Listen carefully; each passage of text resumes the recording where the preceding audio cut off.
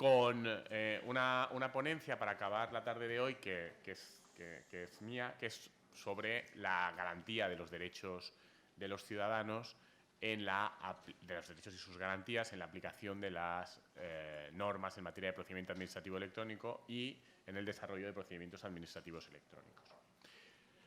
Claro, esta preocupación tiene que ver con lo que es mi actividad profesional. Yo no soy funcionario, habéis tenido hoy aquí a muchos compañeros vuestros, sino que yo soy profesor de Derecho Administrativo en la Universidad de Valencia.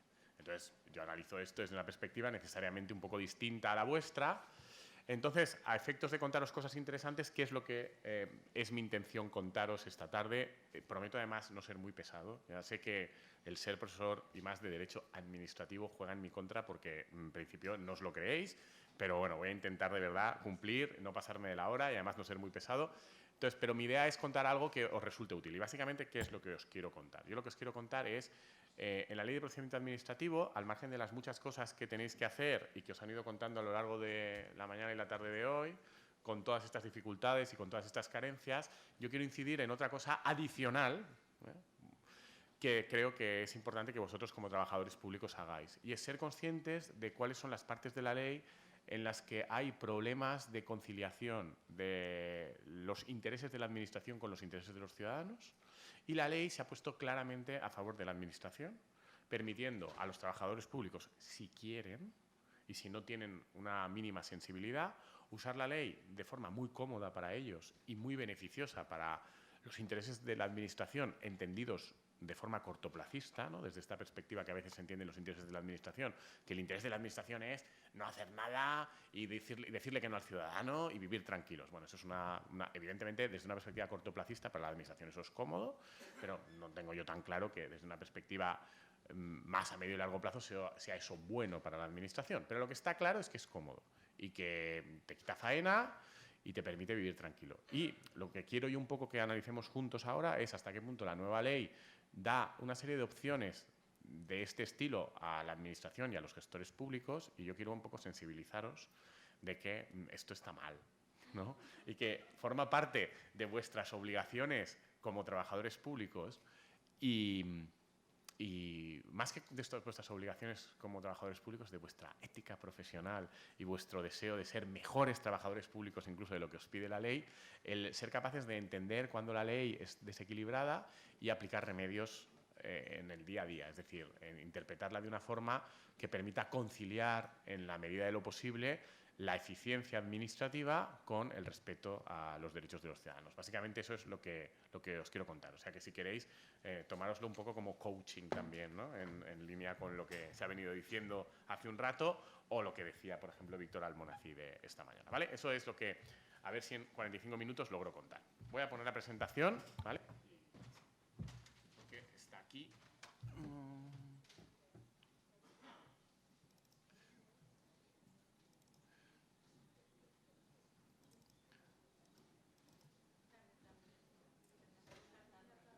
Ah, perdón, sí, yo ya no sé ni dónde estoy. Tarde. Vale. Bien. Pues nada, cambio de sitio y me pongo aquí. Vale, entonces, básicamente es eso. Es como una especie de pequeña guía en 45 minutos de cómo usar la reforma que nos obliga a hacer procedimiento administrativo de la forma lo menos psicópata posible, ¿no? Para con los ciudadanos, ¿vale? La buena noticia para vosotros, no sé si buena o mala, es que en realidad, es decir, si queréis, la ley os da muchas opciones de portaros, por así decirlo, mal. Entonces, esto es una cosa que yo, desde que se entró en vigor la reforma de la ley, he contado varias veces en los distintos cursos que nos tratan de dar. Una de las cosas que es importante, creo yo, como trabajadores públicos, que tenemos que tener en cuenta cuando hay una reforma de este estilo, que se supone que desde sus mismos fundamentos cambia y altera lo que es el régimen jurídico del procedimiento administrativo, es, bueno, pararnos un poco y decir, esto, ¿dónde estamos? ¿No? Entonces, muy brevemente, ¿no? Yo ahí pongo tres rasgos que creo que son tres rasgos que definen nuestro derecho administrativo en la actualidad, el procedimiento administrativo en la actualidad, y que son tres rasgos que permiten entender y que explican algunas de las decisiones del legislador. Y algunos de los contenidos de la actual ley se explican a partir de estos 3 rasgos, que son 3 rasgos como muy congénitos del derecho administrativo español actual. El primero es que tenemos un equilibrio peculiar entre 2 elementos que toda ley de procedimiento administrativo, sea electrónico o no, tiene que conciliar, que es la eficacia en la actuación de la administración y las garantías. ¿Vale? Entonces, en cualquier sistema de derecho administrativo, lo que hay que hacer es tratar de conciliar el sistema para que sea eficaz, para que haya un funcionamiento adecuado y que se puedan hacer cosas y para que a la vez se respeten las garantías. Cuando digo que tenemos un peculiar equilibrio entre eficacia y garantías, digo que es peculiar porque, ¿qué creéis vosotros? Que si lo comparamos con otros países europeos, ¿estamos más o menos como en un equilibrio semejante al de otros países europeos o estamos desequilibrados en un sentido u otro? Bueno, si pongo peculiar, estamos un poco desequilibrados, ¿ya? ¿En qué sentido creéis que estamos desequilibrados? ¿Qué creéis que hacemos en comparación con otros países europeos? ¿Damos más peso a la eficacia administrativa o damos más peso a las garantías y derechos de los ciudadanos? Yo oigo garantías por un lado y oigo eficacia por otro, ¿no?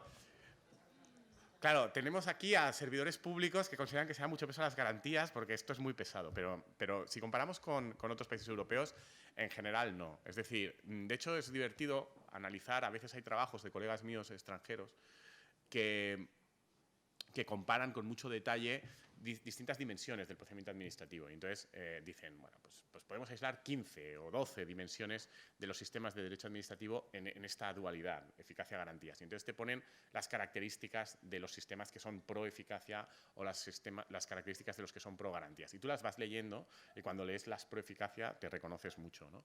Y de hecho lees las pro-garantías y dices, ostras, ¿esto existe? ¿En serio? En otros países están locos porque no son cosas que formen parte de nuestra cultura. Por ejemplo, es poco habitual en Europa, y no somos muy conscientes de ello, que sea la propia administración la que decida sobre sus propios recursos en primera instancia, aunque luego haya una posibilidad de ir a los jueces. Es poco frecuente por ahí que la administración pueda sancionar así alegremente, sin intervención de órganos independientes ajenos a la administración o incluso jueces. Es poco habitual que la administración pueda expropiar y obtener la propiedad de un bien previamente a que haya una intervención de control judicial o incluso previamente a pagar, ¿no? Es decir, todas estas cosas son poco habituales. Es decir, estamos un poco desequilibrados, pero no me voy a extender en esto porque os he prometido que sería breve. Simplemente para un poco centrar la idea, 2 cosas muy anecdóticas. La primera, un ministro del primer gobierno socialista, que es profesor de Derecho Administrativo, que se llama Tomás de la Cuadra Salcedo, que era muy joven cuando fue ministro en el primer gobierno socialista. Ahora no lo es tanto, pero sigue, creo que está ya jubilado y es emérito, pero vamos, sigue en la Carlos III de profesor de Derecho Administrativo. Fue ministro de Justicia, pero bueno, una de las cosas que él contaba de su experiencia en el gobierno socialista es que cuando llegaron, en los años 80, al principio de los años 80, descubrieron que había 2 cosas que a ellos les venía muy bien y de las que fardaban mucho, que no tenían otros países europeos a la hora de poder poner en marcha cosas y políticas, que eran, decía él, la Guardia Civil y la Ley de Procedimiento Administrativo, que en ese momento era una del 58, que les permitía hacer muchas cosas con mucha rapidez, ¿no? Y entonces una de las cosas que le explicaba es, claro, en otros países europeos estas cosas no las tienen y son más lentos, pues hacer un aeropuerto por ahí cuesta muchos años, mientras que en España pues se pueden hacer rápido. ¿Por qué? Porque expropias enseguida, los recursos no tienen efecto suspensivo, total, que cuando llega, por ejemplo, lo que ha pasado con el Tribunal Supremo, que llega años después y dice que toda la ZAL del puerto de Valencia está mal, es ilegal, las expropiaciones mal, no hay el planeamiento mal, todo está mal, pero la ZAL ya está hecha, ¿no? Se siente. Bueno, pues en otros países es un poco al revés, ¿no? Pues en Alemania el aeropuerto de Múnich tardaron 30 y tantos años en hacerlo porque había unas libélulas y entonces hasta que no se decidió que se hacía con las libélulas, no tal, pero esto es recurrente, ¿eh? O sea, el aeropuerto de Berlín creo que estaba previsto que se inauguraba en 2003, ¿no? Y entonces estamos en 2019 y está todavía parado. O yo la última vez que estuve en Alemania estuve viviendo en Hamburgo, que Hamburgo como Valencia es una ciudad portuaria y ya sabéis, claro, en Valencia lo sabemos, estamos obsesionados con esto de competir para que el puerto no pierda competitividad, tal. Entonces pues hacemos la ZAL, sea como sea. Pues allí Hamburgo es una ciudad portuaria y lo que tienen es un puerto fluvial, porque Hamburgo está a unos 150 kilómetros del mar, entonces es el Elba el que les permite llegar a los barcos. El problema es que los barcos ahora son cada vez más grandes y el Elba sigue siendo igual de grande. Entonces necesitan dragarlo. Entonces, hace nada, 15 años, hicieron un proyecto de draga para que pudieran entrar barcos más grandes Pero claro, inmediatamente una asociación ecologista se quejó, tal, no sé menos, y hace 15 años, evidentemente lo pararon todo, está todo suspendido, y hace un mes, 15 años después, se acabó y llegó el último recurso y ya han dado luz verde por fin a dragar el puerto, ¿no? Que cuando evidentemente hace falta dragarlo más aún, porque los barcos cada vez son más grandes. Pero quiero decir, esto es un poco para que veáis, quiero decir, es anecdótico, pero para que captéis un poco que nuestra tendencia es a decir, bueno, aquí lo importante es hacer las cosas. Luego la segunda cosa, que es también anecdótica, pero yo os he puesto ahí 1958, 92, 2015, que son las 3 grandes leyes de procedimiento administrativo del último siglo español. Yo quiero un poco que penséis que aquí, como sois más o menos de mi generación, ¿no? Si os hablo de Regreso al Futuro y el DeLorean este famoso de Michael J. Fox, nos entendemos, ¿no? Mis alumnos ya no saben lo que es esto, y hay que hablarles de otros referentes, tipo, no sé, el Ministerio del Tiempo o algo así. Pero bueno, si pensáis en algún turbio funcionario franquista, ¿no? De estos así grises, que aplicara la ley de 1958 de procedimiento administrativo y que de alguna manera nos lo trajéramos a día de hoy a aplicar la ley de 2015, no tendría ningún problema. Es decir, la ley es la misma. Tiene la misma estructura, tiene los mismos artículos, tiene los mismos elementos y además, por si había algún problema creado por la ley de 1992 que fusionó la de régimen jurídico del Estado y la de procedimiento administrativo, pues ahora las hemos vuelto a separar para que este funcionario del 58 se sintiera cómodo. Y por si todavía tenía algún problema, hemos cambiado la numeración de forma que siga siendo la misma que la del 58, de forma que, por ejemplo, nulidad y anulabilidad vuelven a ser el artículo 47 y 48, como me decía un viejo profesor que decía, por fin ha vuelto a ser esto, como cuando yo estudié la oposición, ¿no? Pues este funcionario llegaría y de verdad se encontraría con es decir, no sería muy traumático para él, no vería que el procedimiento administrativo ha cambiado mucho. Y desde 1958 hasta hoy la sociedad ha cambiado, las necesidades de actuación de la actividad administrativa son muy distintas, las administraciones hacen muchas más cosas de las que se hacían y se siguen haciendo con la misma ley prácticamente, un régimen legal muy parecido. Evidentemente se han desarrollado cosas y se han introducido los procedimientos administrativos electrónicos, pero la estructura de la ley es más o menos la misma. Esto es un poco llamativo, porque a lo mejor ya necesitamos una ley que sea un poco más garantista y que no dé tanto peso a la eficacia. Segunda idea así general para saber dónde estamos. Yo os pongo ahí, tecnología de administración española, el secular retraso y sus razones. Yo básicamente, aquí un poco, como es ya una hora de la tarde tardía, ¿no? Pues se puede... la administración pública española, esto le cuesta, ¿no? Es decir, o sea, esto de adaptarse a las nuevas tecnologías le cuesta. Más o menos hay una década de retraso entre la sociedad y la administración. Normalmente esto se alega diciendo, no, es que a ver, la administración es muy grande y es muy difícil adaptar un transatlántico como la administración a las exigencias de un procedimiento administrativo electrónico, de las nuevas tecnologías, porque claro, hay muchos funcionarios, hay muchas estructuras ya creadas, esto es un mastodonte, cuesta mucho. Pero si os fijáis, hay otros mastodontes que se adaptan muy rápido. Por ejemplo, la banca, ¿no? La banca se adapta a una enorme velocidad, a tener apps, a que lo hagas todo por internet, a que tal. ¿Por qué? Pues básicamente porque tienen competencia. La administración española se puede permitir maltratar a los ciudadanos porque no hay competencia. Entonces, como tenemos que morir a pedir la licencia de no sé dónde en el ayuntamiento, como siempre, o a hacer el trámite pues, en nuestra querida administración más cercana con la que nos peleemos más, tenemos que morir a ellos, la administración pública española se puede permitir maltratar al ciudadano. Y entonces las leyes, pues bueno, son un transatlántico, pero bueno, como no tienen un gran estímulo para adaptarse rápido, pues no se adaptan. ¿Dónde se adaptan rápido? ¿Y dónde se han adaptado rápido? ¿En qué ámbito se ha adaptado muy rápido la administración? ¿Por qué? Porque es donde les convenía a ellos. Porque ¿cuál ha sido el efecto de adaptarte rápidamente en materia tributaria a la administración electrónica? El efecto ha sido que, si nos vamos 20 años atrás, en Hacienda había muchísimos funcionarios cuya función era esta apasionante actividad de descifrar la letra de la gente en esas mostosas declaraciones autocopiativas que hacíamos todos, algunos con mala letra porque la tenemos y otros con mala letra aposta para ver si había suerte. Entonces ellos se pasaban la vida copiando eso y metiéndolo en ordenadores para a partir de ahí tener los datos. Claro, esto era un ingente gasto de recursos que en el momento en que somos nosotros los que lo hacemos gracias a los medios electrónicos, Hacienda ha podido liberar a mucho personal y mucho capital humano para dedicarse a cosas mucho más interesantes para ellos, que es revisar los datos que hemos metido y detectar problemas. O incluso, ¿no?, con lo mal que se le da a la administración pública española, tener software avanzado y algoritmos avanzados, Hacienda tiene ya unos programas informáticos muy avanzados para que ellos solitos, ¿no? Que ni siquiera sea necesario que haya gente buscando problemas, que sean los propios programas los que detectan, aquí hay cosas que no cuadran. Es decir, que si le interesa, el transatlántico se mueve a bastante velocidad.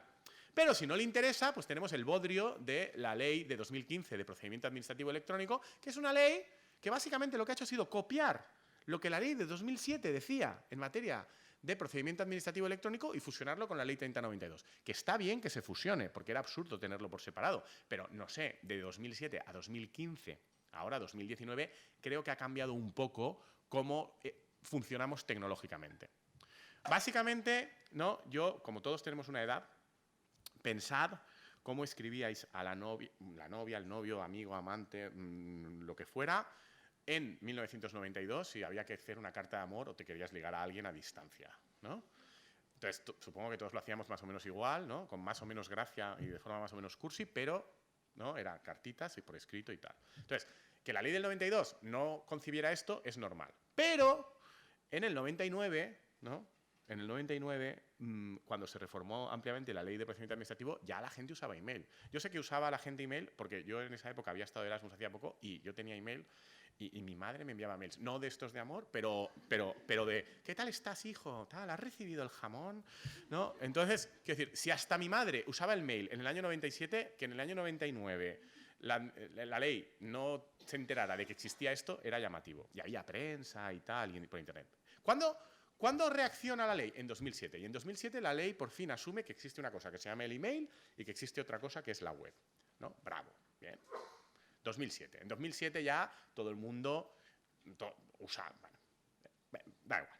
Lo que quiero decir es, en 2007 por fin llegamos al estándar de finales del siglo XX, al estándar tecnológico de finales del siglo XX, algo es algo. Pero como ahora lo que hemos hecho ha sido trasladar ese estándar de 2007 a la nueva ley, nos hemos quedado en ese estándar de hace varios años, que es un mundo en el que según la ley lo que existe es el email y la gente con ordenadores.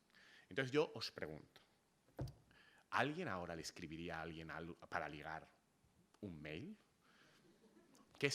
¿Cómo escribiríamos? Por WhatsApp. ¿Por qué? Por WhatsApp, porque es lo que la gente lee.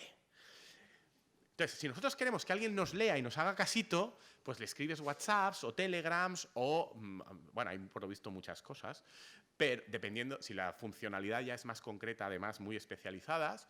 Entonces, la cuestión es, la administración pública, si de verdad quisiera interactuar con los ciudadanos, necesitaría una ley que esto al menos lo permitiera. Ya no digo que lo desarrollara, pero al menos que lo permitiera. Bueno, la ley actual es todo lo contrario. Lo que hace es obviar esta realidad e incluso prohibir que la administración se pueda comunicar válidamente con efectos jurídicos, es decir, una notificación, con los ciudadanos por estas vías. Lo cual plantea muchísimos problemas que luego veremos con algo más de retraso.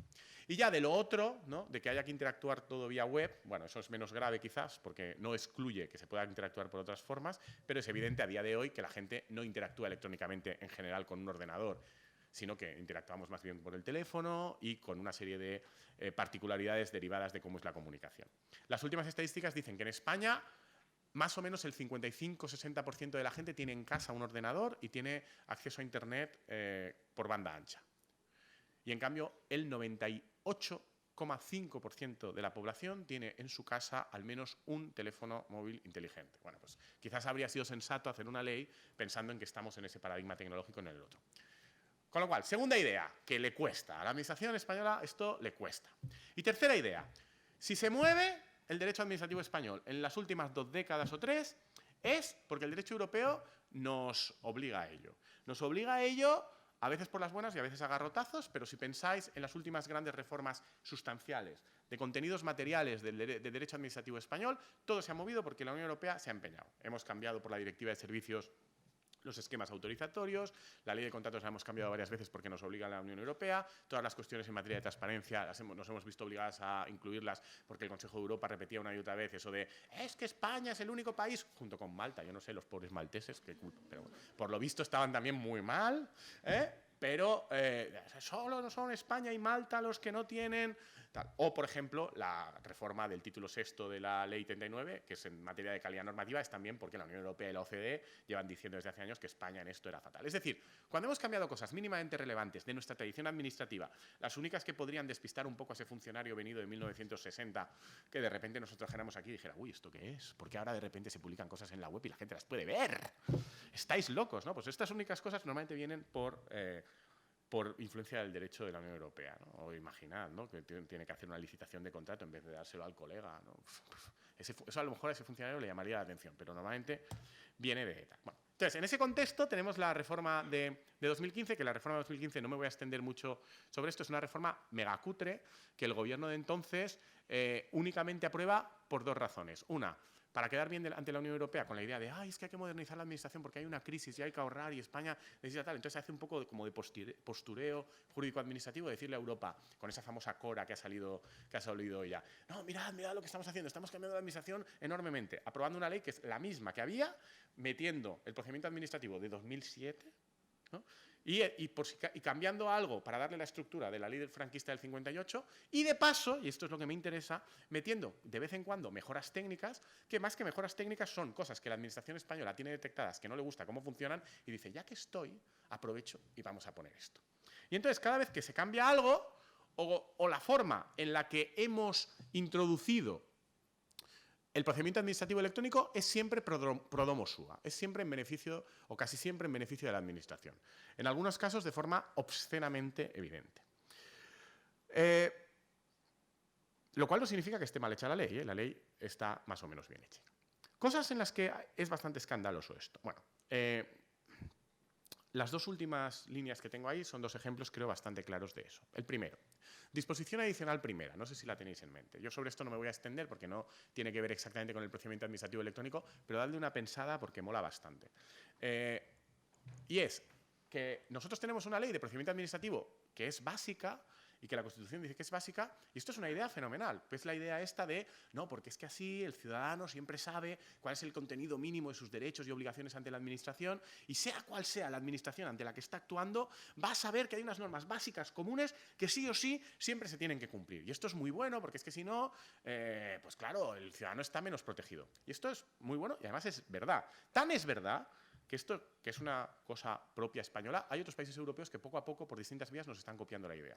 Francia la copió hace poco, la propia Unión Europea está pensando en hacer esto mismo, establecer una ley con unos derechos básicos del ciudadano que se aplican ante todas las administraciones públicas, con carácter básico. Problema de la norma española, disposición adicional primera, que nosotros hacemos esto, pero luego el Estado hace trampas. El Estado hace una ley básica que básicamente consiste en decir, yo quiero que haya una ley básica para que los ciudadanos puedan protegerse actuando frente a cualquier administración, y entonces eso obliga a las administraciones a tener unos mínimos estándares de comportamiento, eso sí, excepto cuando los ciudadanos interactúen conmigo. Y entonces el Estado pone una disposición adicional primera maravillosa en la que mágicamente todas y cada una de las actividades administrativas en las que quien tiene que interactuar con el ciudadano es el Estado, quedan exceptuadas de tener que cumplir con la normativa básica estatal. ¿Qué son?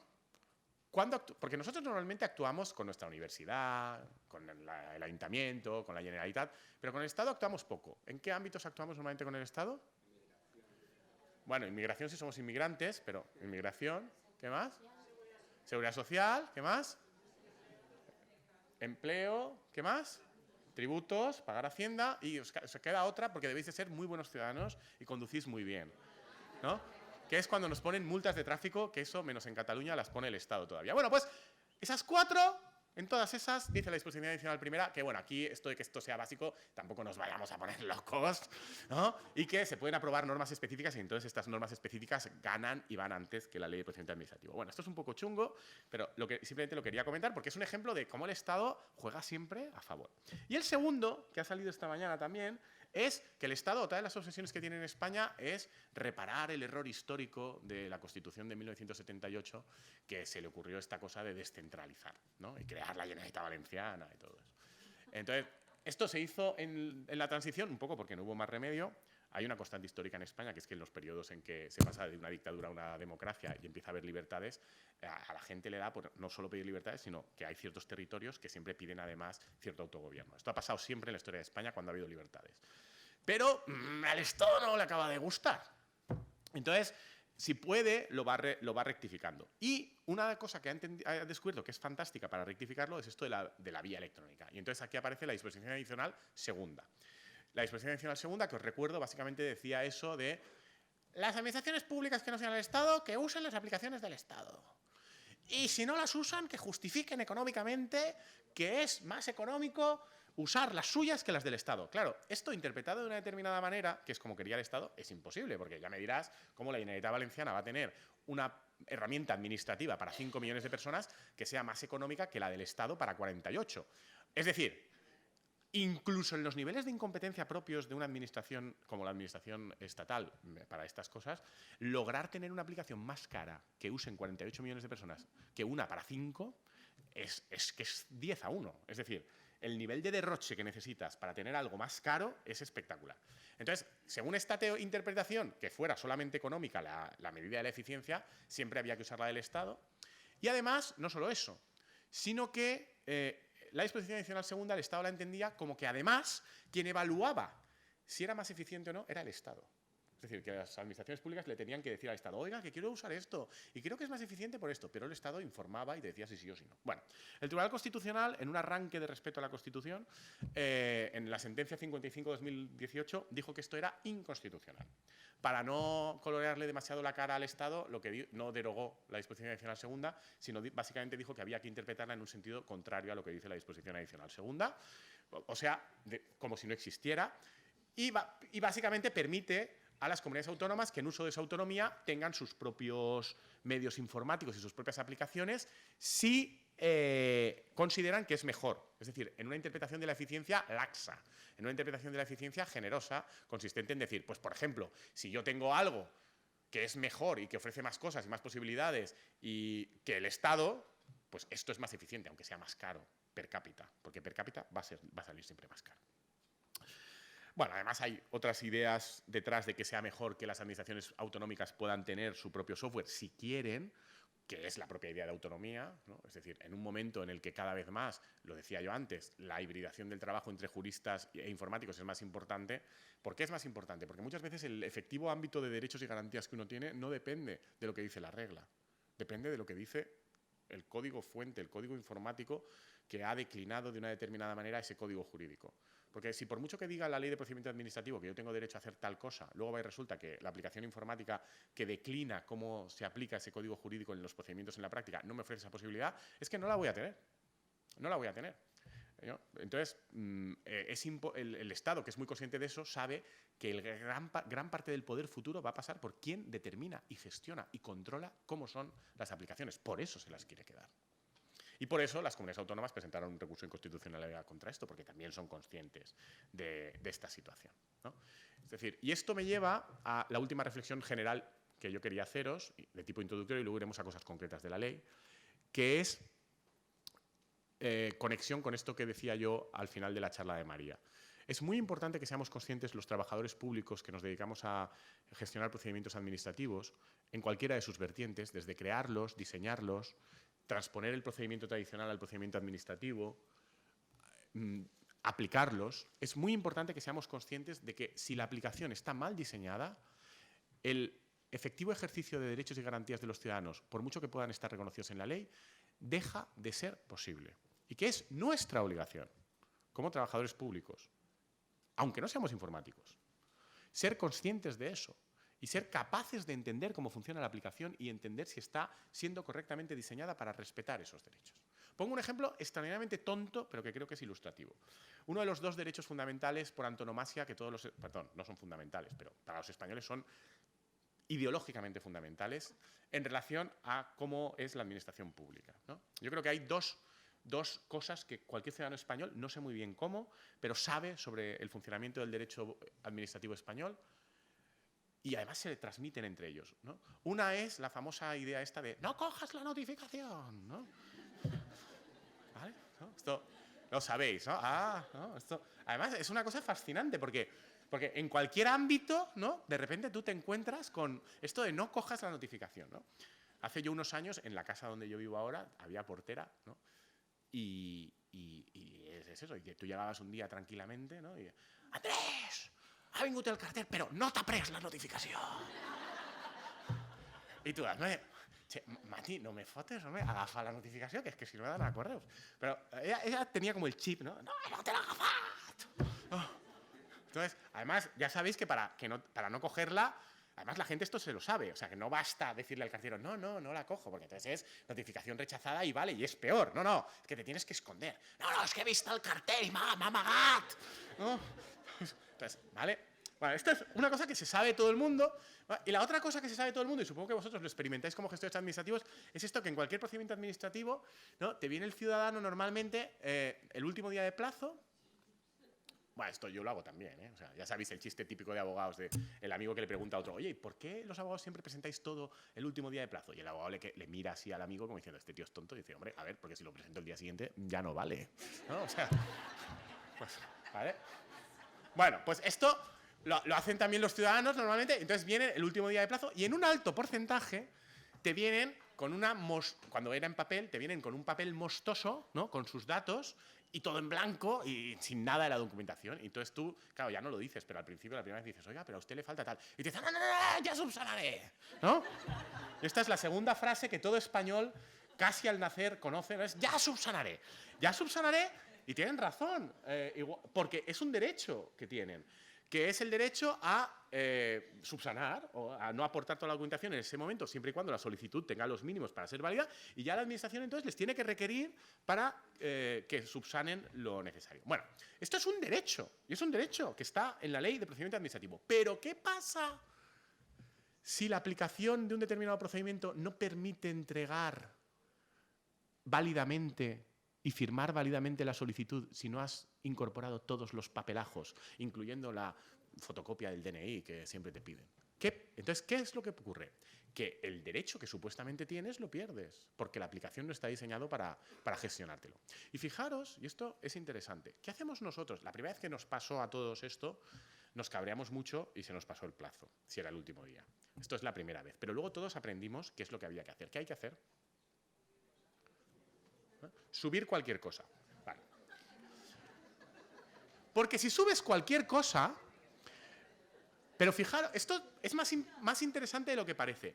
Si subes cualquier cosa, la administración ya se tiene que comer el procedimiento, porque lo has iniciado válidamente. Y entonces ya no te puede decir, oiga, es que me ha subido esto en blanco. Porque entonces tú le dices, no, no, pero yo tengo derecho a no subirlo todo. Porque como ya he iniciado el procedimiento, ya no me lo pueden decir. Entonces ahí ya sí que puedo oponer mi derecho. Pero si os fijáis, para poder llegar a esa situación, ¿qué he tenido que hacer? Meter un documento en blanco. Que eso es una solución no jurídica, es una solución informática. ¿Yo qué he hecho para poder presentar? No he hecho valer mi derecho jurídico, sino que he hackeado el sistema informático. Soy un pequeño hacker, ¿no? Alguien ha explicado esta mañana la diferencia entre hacker y cracker, ¿no? Que cracker era para el mal y hacker para el bien. Esto es para el bien, ¿no?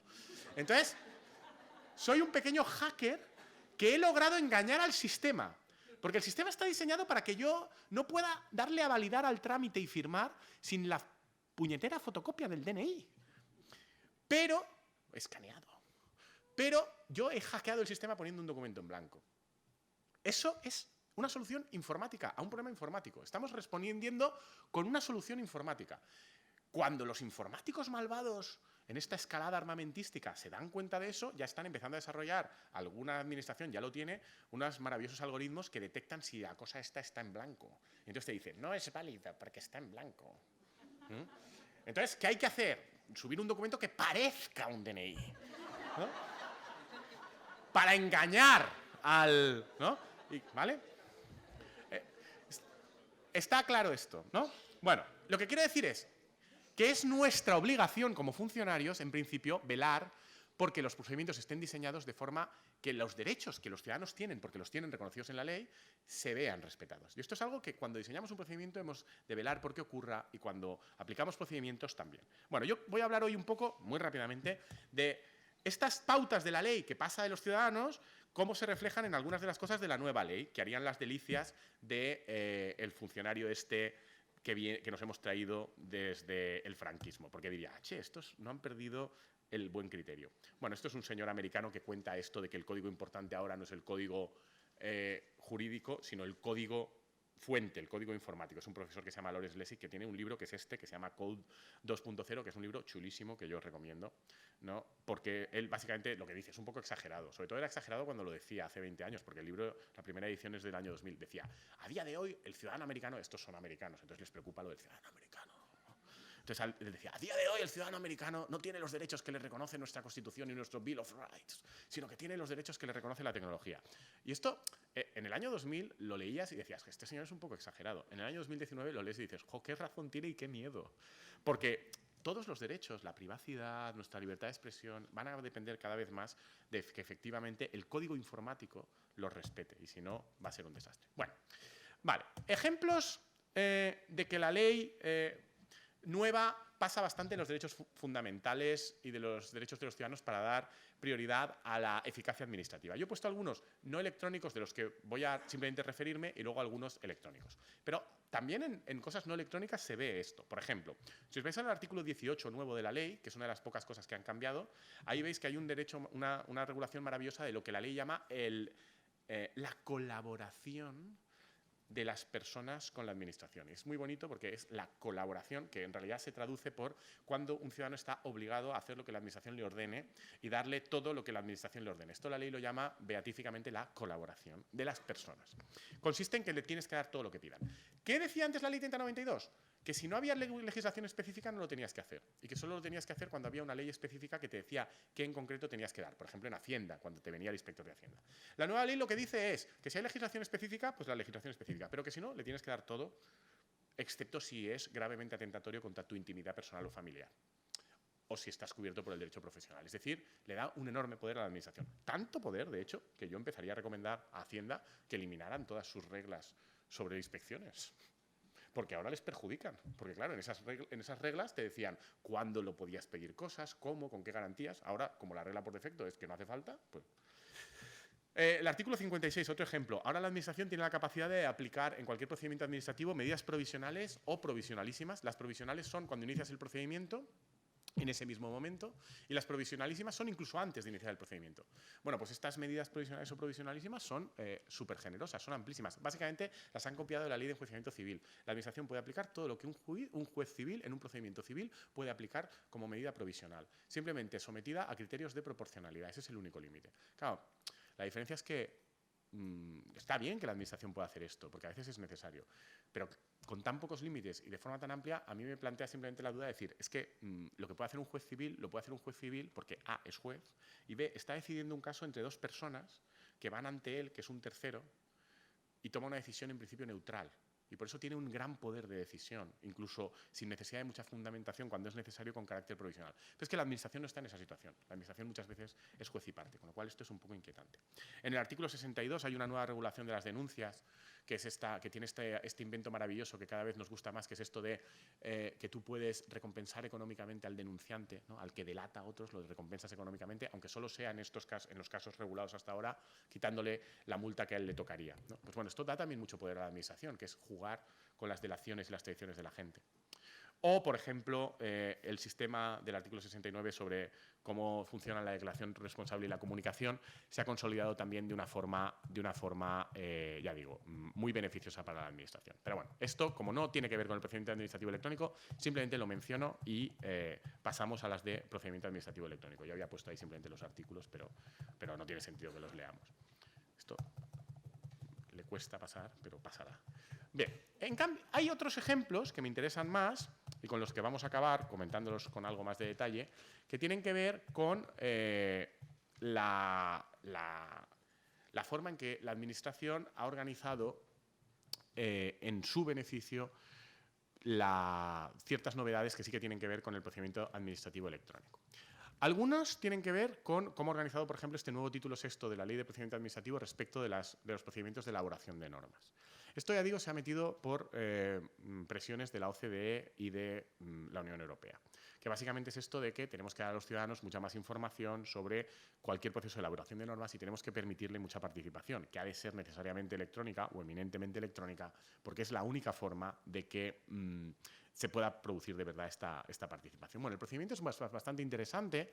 Yo no sé si habéis participado en experiencias en vuestra administración al respecto. En general, esto lo está viendo la administración española, y la ley se lo permite, como una especie de trámite oneroso del que hay que pasar lo más rápidamente posible y, a ser posible, que se vea lo menos posible para evitar que haya mucha participación, no sea que vaya a ser a continuación muy costoso. Hay 2 fases previstas en la ley, una previa que la Administración no está aplicando nunca, en lo que yo sepa, porque es potestativa, y entonces, como ha dejado la ley que sea potestativa en la mayor parte de los casos, el resultado es que no se está haciendo nunca, que es una fase de elaboración previa, y luego otra que es la tradicional información pública, que ahora se hace por medios electrónicos, ¿no? Y que, por ejemplo, esta mañana nos ha dicho el representante del Ministerio que el nuevo reglamento de las leyes 39 y 40 de 2015, de 39 y 40 de 2015 ha dicho, está en información pública. Ya se han encargado, él lo ha dicho hoy aquí, pero se han encargado de no decirlo mucho porque yo no me había enterado, me he enterado por él esta mañana. He de confesaros que he estado como media hora con el ordenador mientras él hablaba intentando buscarlo, no lo he encontrado. Buscando, y si alguien lo encuentra, pero lo que quiero decir es que esto lo esconden, ¿eh? Es decir, que está oficialmente en Internet, pero está escondido. Entonces, yo me he metido en el portal de transparencia del Gobierno de España, me he metido en la sección de procedimientos normativos del Ministerio de Hacienda, y no está. Entonces, quiero decir, no sé, yo sinceramente, puede ser que yo sea muy burro, pero quiero decir, yo puedo tender más o menos al estándar de burricia medio del ciudadano. Si quieren que el ciudadano participe, que esté fácil. Por ejemplo, que pongas en Google información pública, proyecto de reglamento, ley 39/2015, y que aparezca, ¿no? Pero ellos ya diseñan las webs para que Google no rastree, para que no aparezca, ¿no? Vas a la página web principal del ministerio y dices, no, pues no sé, en la portada, en vez de las tonterías que hay, ¿no? Pues podrían poner un aviso cada vez que hay un enlace directo. No, esto está todo convenientemente oculto. Pero bueno, sí, de todas formas, esto, como veníamos de la nada, es un avance provocado por la presión europea. Con lo cual, tampoco me voy a quejar mucho de esto porque es un avance. Sí que me quejo, y más, y es lo que quiero que veamos, de algunas decisiones, que son estas 4 básicamente, las que quiero comentar, las vamos a comentar muy rápido, totalmente chungas, donde se ve claramente cómo la Administración ha hecho esto de coger la ley de 2007, trasplantarla a la ley de procedimiento administrativo, no cambiar el paradigma tecnológico, pero sí que, en vez de cambiar el paradigma tecnológico, que no lo ha cambiado, lo que ha hecho es aprovechar la experiencia previa de aplicación de la ley de 2007 para decir qué cosas me molestaban. Y las voy a tocar para que me dejen de molestar y para poder vivir tranquilo sin que los ciudadanos me incordien demasiado. Básicamente son esas 4 las que quiero ver, que es regulación de obligados a relacionarse electrónicamente, sede electrónica y garantía de elección de medios y procedimientos, garantía de actuaciones automatizadas y el funcionamiento de los registros electrónicos y de las notificaciones. 5.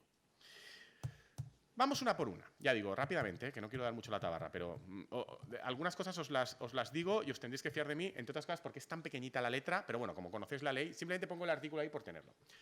Muy rápidamente, como sabéis, la Administración en España tenemos la ley de procedimiento administrativo más generosa de Europa con la Administración en obligar a la gente a hacer procedimientos administrativos electrónicos. Por ejemplo, os ponían esta mañana el ejemplo alemán, ¿no? Que en Alemania eran los que ya tenían, los primeros que habían notificado a la Unión Europea esto de que su DNI electrónico pudiera funcionar de forma que la Administración española, si un alemán viene y te lo usa, ya tenemos la obligación de usarlo.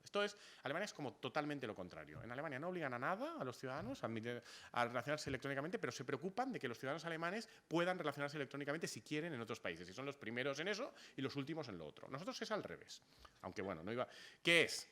Tenemos un listado de obligados a relacionarse electrónicamente que es el más amplio de Europa. Obligamos a relacionarse electrónicamente, como sabéis, a todas las personas jurídicas. Las personas jurídicas no solo son empresas. Una persona jurídica también es la Asociación de Amas de Casa del Cabañal o la Asociación de Inmigrantes Subsaharianos contra la Ley de Extranjería. Bueno, pues esta gente también está obligada a relacionarse electrónicamente. Pero están obligados a relacionarse electrónicamente también las entidades sin personalidad jurídica, ¿no? Tipo, pues se pone siempre el ejemplo de una comunidad de propietarios porque no parece tan lesivo, pero yo creo que también el colectivo de no sé qué que reclama algo también es una entidad sin personalidad jurídica y también en principio tendría que serlo. Cualquier colectivo en principio parece que la ley quiere dar. Esto es un poco excesivo, me parece a mí. Pero bueno, luego ya sabéis que son los profesionales que se relacionan con la Administración, lo cual me parece más o menos razonable, ¿no? Esto le importaba sobre todo mucho a Hacienda para que los gestores administrativos pues, tengan claro que se tienen que relacionar con ellos así.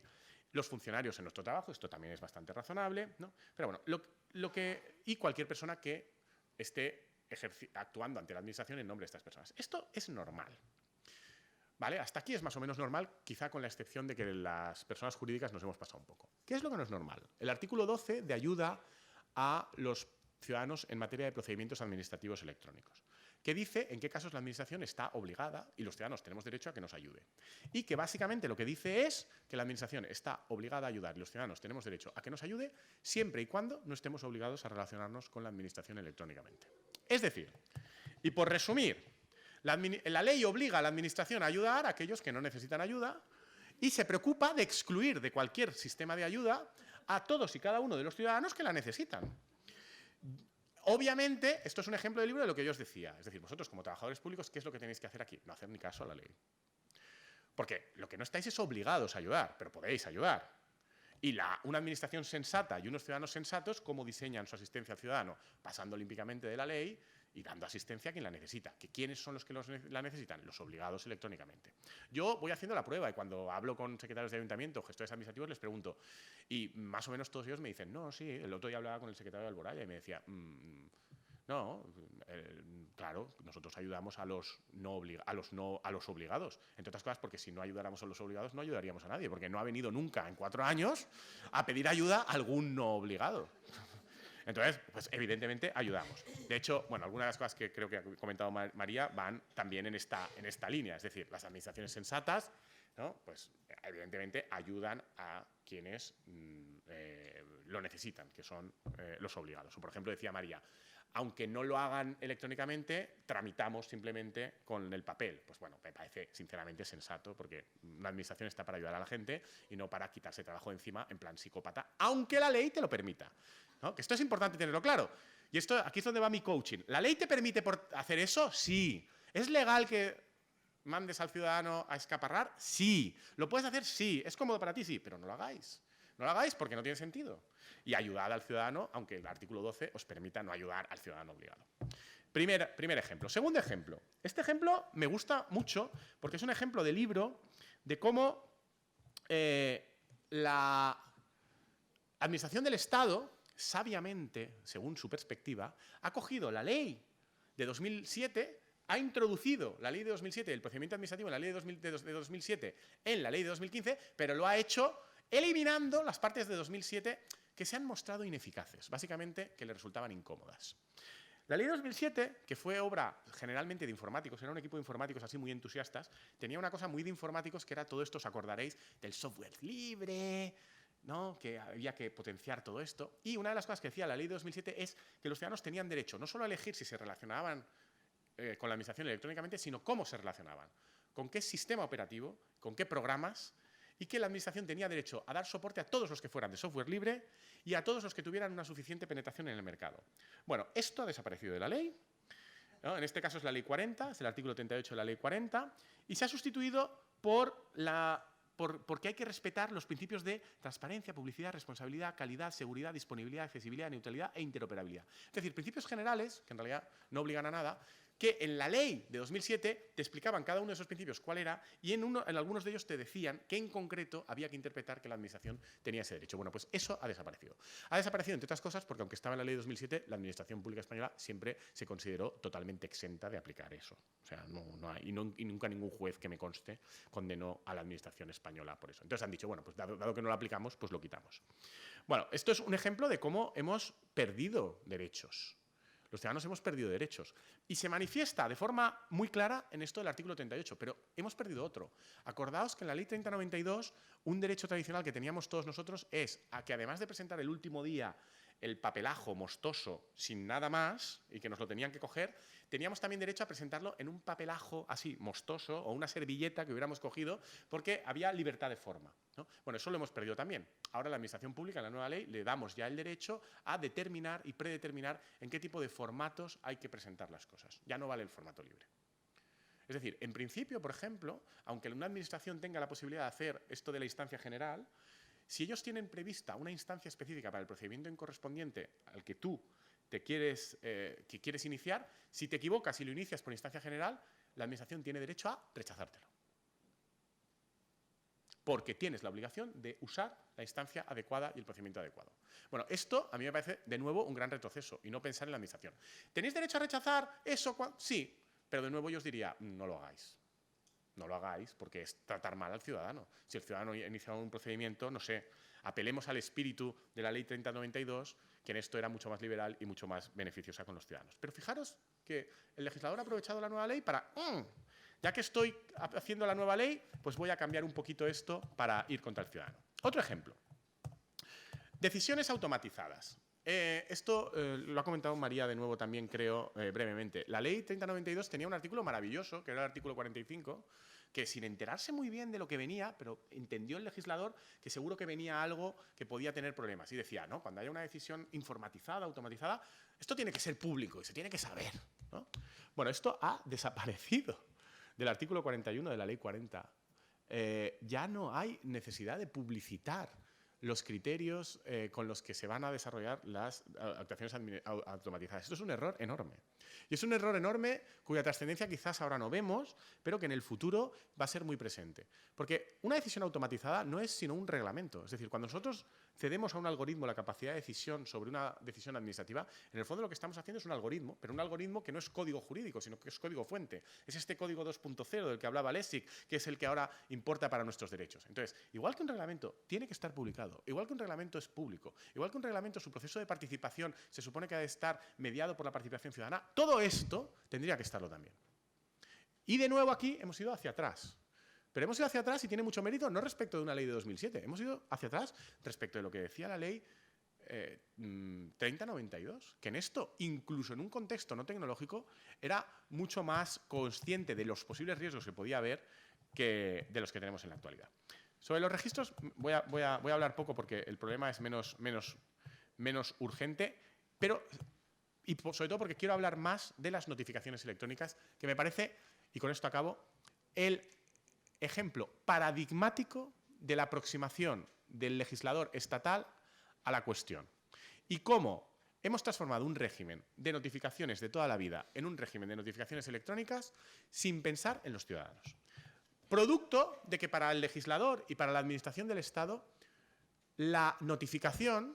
Esto, además, María ha dicho algo así. Luego me echarán la bronca. Sí.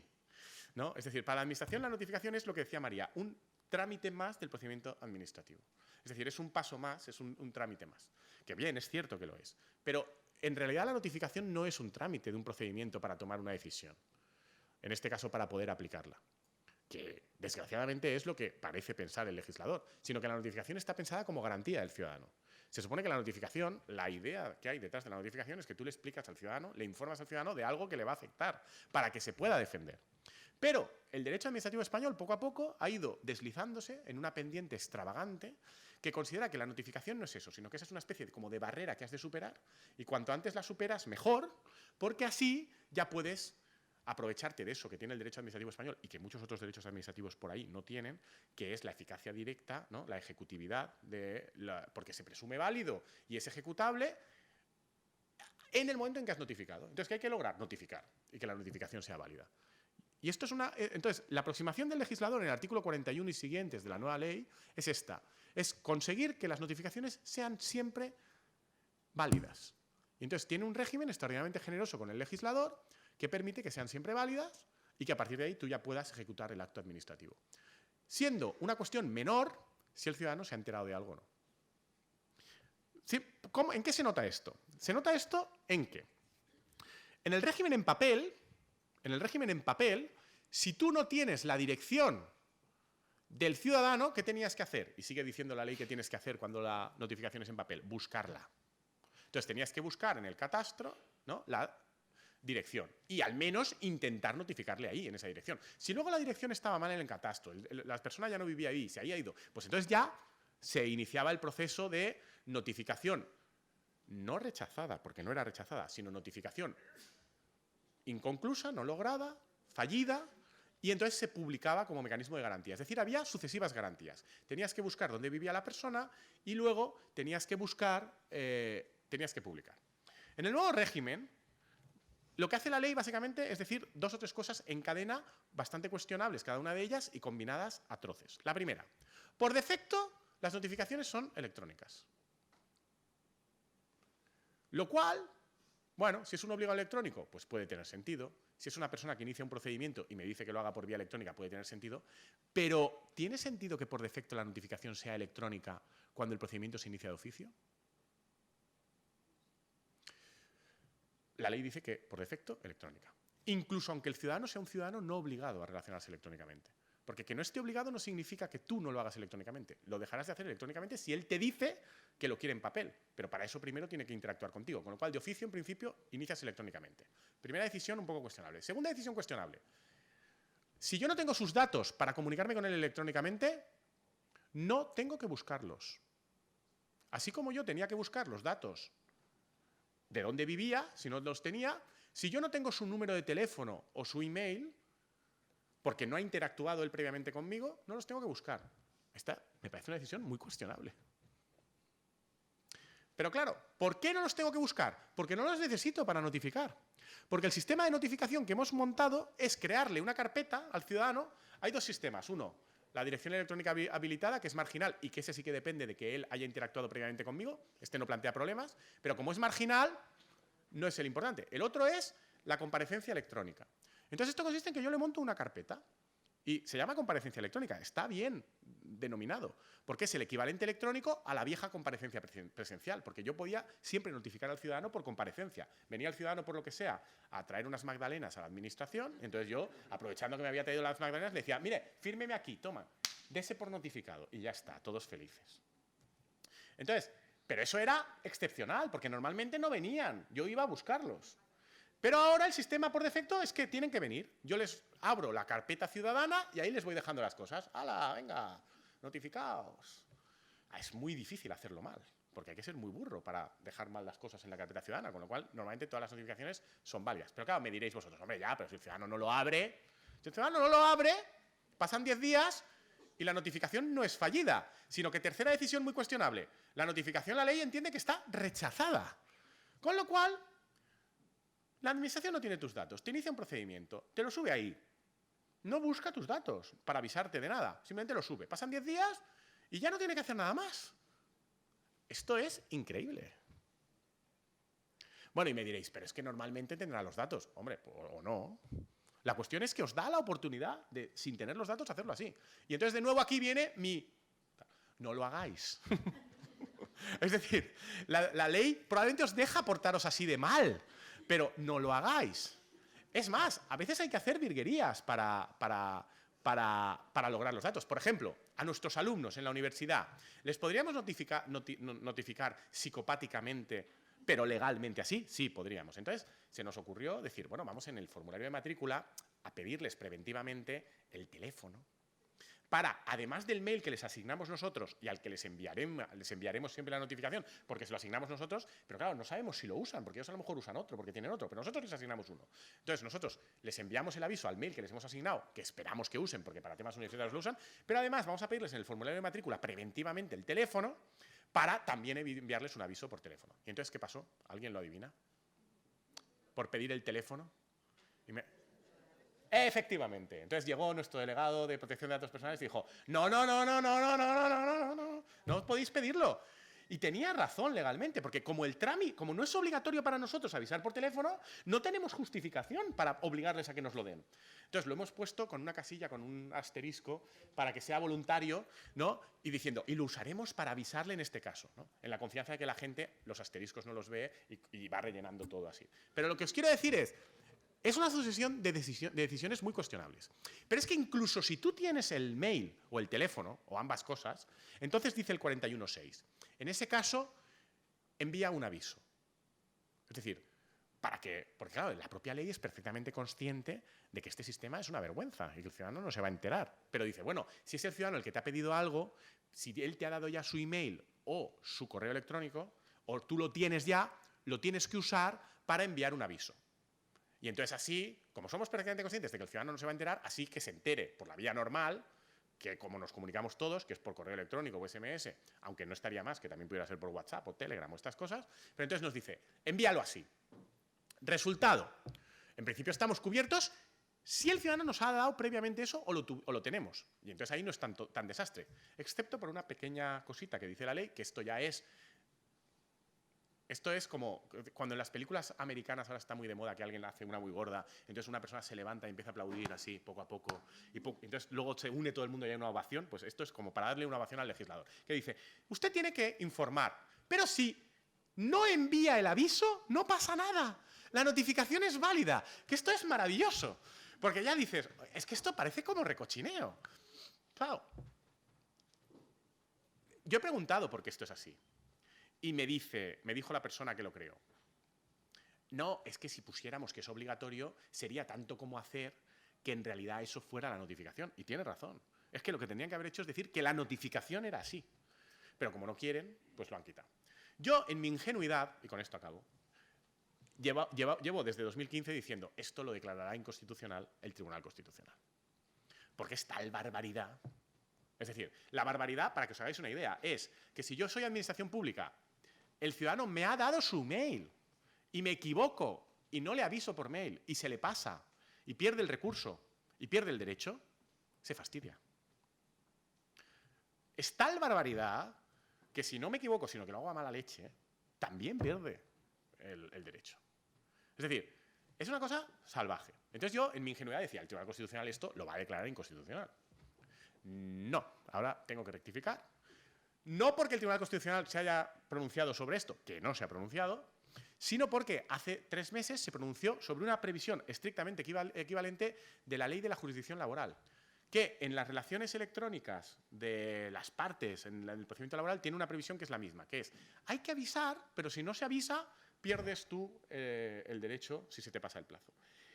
Y el Tribunal Constitucional dijo hace 3 meses en una sentencia que esto es constitucional.